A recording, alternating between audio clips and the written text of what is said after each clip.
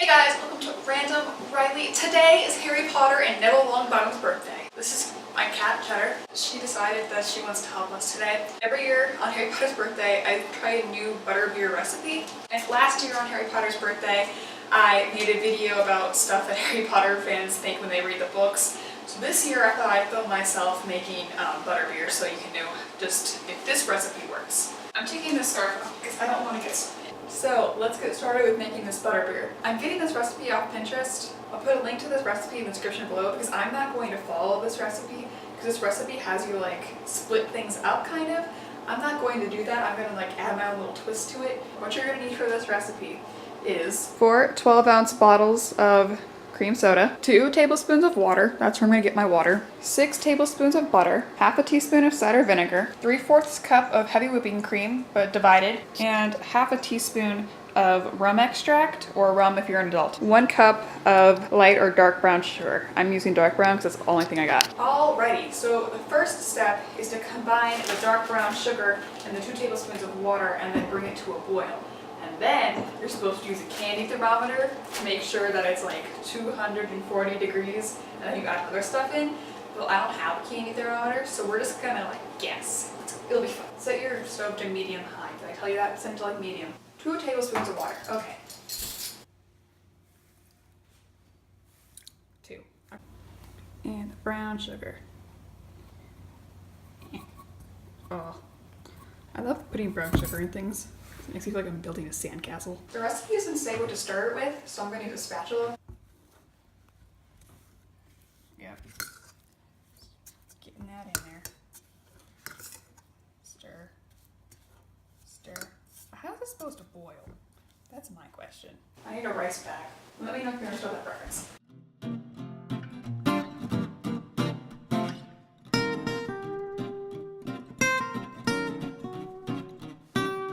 It's really smart to cook with robes on that have like extra large sleeves over a stove. That's like really smart.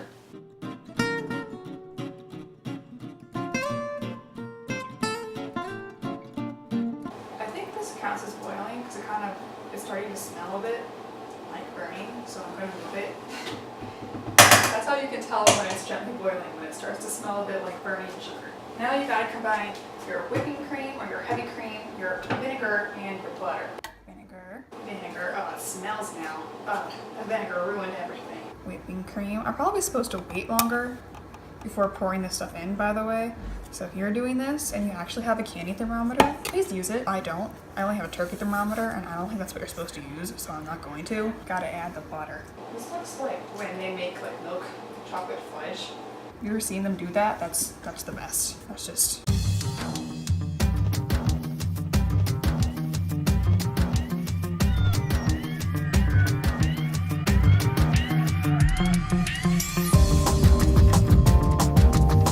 Think J.K. Rowling knows how to make butterbeer?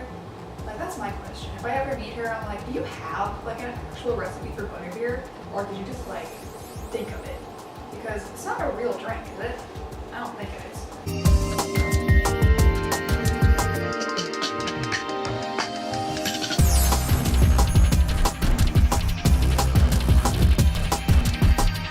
Either it's boiling or there's like brown sugar stuff at the bottom of this pan.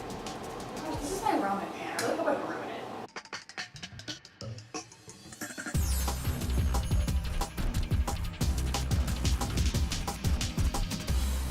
Oh, I see smoke. Oh, it's boiling. Oh god. I'm gonna let this cool until it reaches room temperature. That's really hot. Once this mixture has reached room temperature, you're gonna want to add your rum extract. Pour. Mine's like a little bit warmer than room temperature, so you're gonna wait longer than I did. So if you don't get this effect, that's probably because you did it right. Hello and welcome to a new angle. So while we're waiting for our brown sugarish mixture to cool down to room temperature, we have to make the foam at the top of the butterbeer. Now this is like seems to be the same in every single recipe I've seen.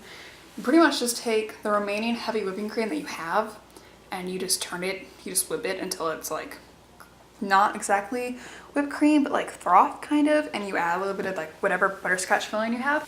You should, if you can, you should use a beater, but there are quite a few people sleeping in my house right now, so I don't want to turn that on and just wake everybody up. I'm gonna use a whisk. I can hear the fandom just like whisks I understand you. Okay, so the recipe that I'm actually using tells me to take about a tablespoon of the stuff that we just made with the brown sugar, put it in here and combine it with the rest of the heavy whipping cream. I'm gonna do that, and I'm also going to add some sundae syrup to it because I really like my froth like really butterscotchy. So this is like an optional step, you don't have to. I'm going to add all of the rest of my whipping cream in here. I think this is actually like a full cup and you're only supposed to use like a half a cup for this, but I like a lot of froth, so I'm gonna add all of it. Going in with your tablespoon of this stuff. If you're adding the sundae sauce, I'm adding a tablespoon again. So it's gonna be really flavorful and unhealthy. Okay, and then you just whisk it until it's a froth. Gonna be here an hour. I'm telling you. If you have a beater, use a freaking beater because this is taking a while.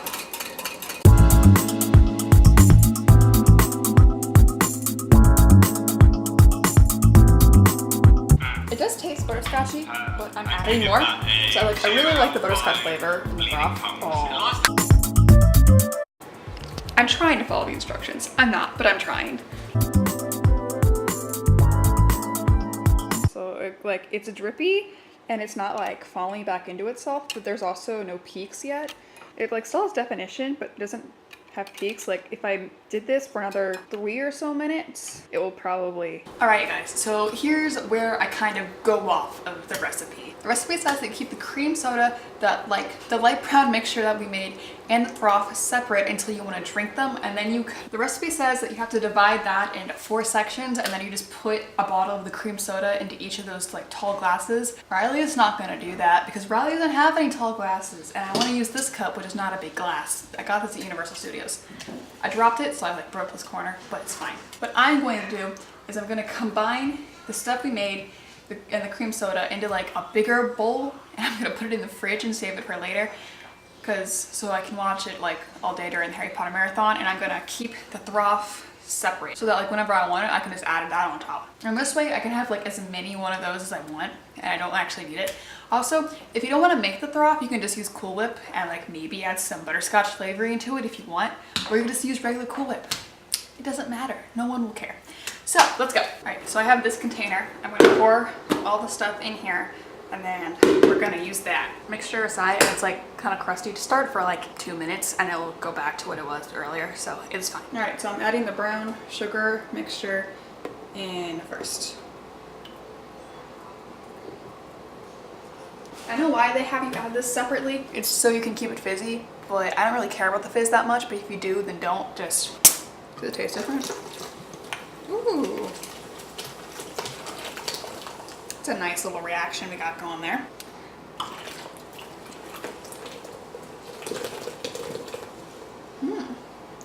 Kind of looks like a root beer float.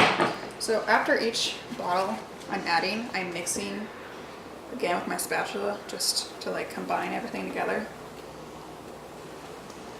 On the sides, you can kind of see the brown sugar just sticking together and separating. It smells good, but it's a really gross color.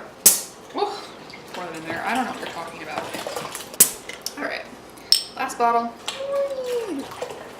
This is supposed to be only 4 servings. Now you're gonna take your butterbeer. You're gonna take a ladle. I picked a bad container for this. Just gonna ladle it onto your container. You want to have some space left so you can add a froth. You're gonna take some of your froth, pour it on top. Well, another optional step is that you can add the sundae syrup on it on top. Boom.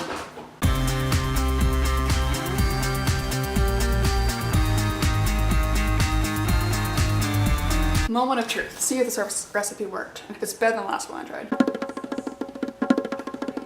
It tastes pretty close at Universal Studios. It's really, really sweet. This is probably 4 butterbeers out of 5. 4.5. I'm definitely gonna drink all of it. That is it for today, guys. Like this video if you enjoyed it. Subscribe to see more like it. All of my social media and stuff is in the description. And I will see you guys next Monday. Bye. Whisker, whisker, whisker on the face. Meow.